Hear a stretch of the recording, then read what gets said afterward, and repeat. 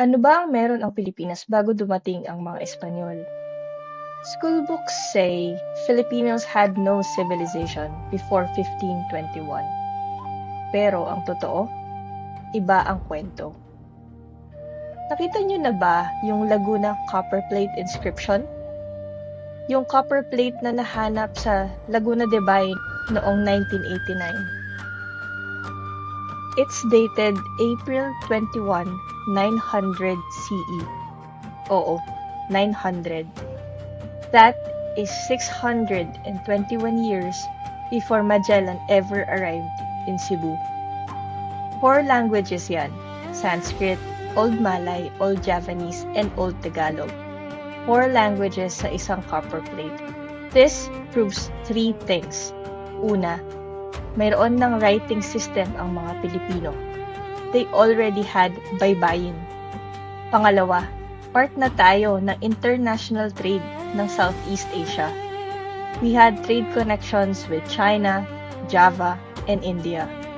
Pangatlo, may legal system na. This copper plate is an official debt forgiveness certificate. Tinanggalan ng utang, sinamwaran. His debt was 926 grams of gold.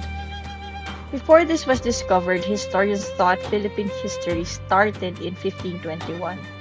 Pero yung copper plate, 600 years pabalik ang history. And this wasn't isolated.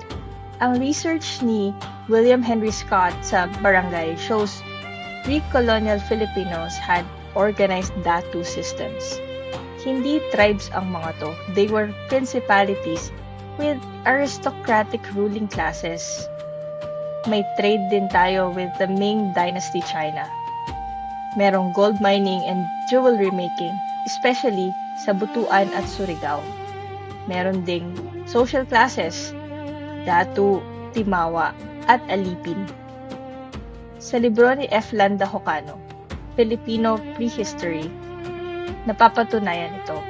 We had complex societies before colonizers even arrived.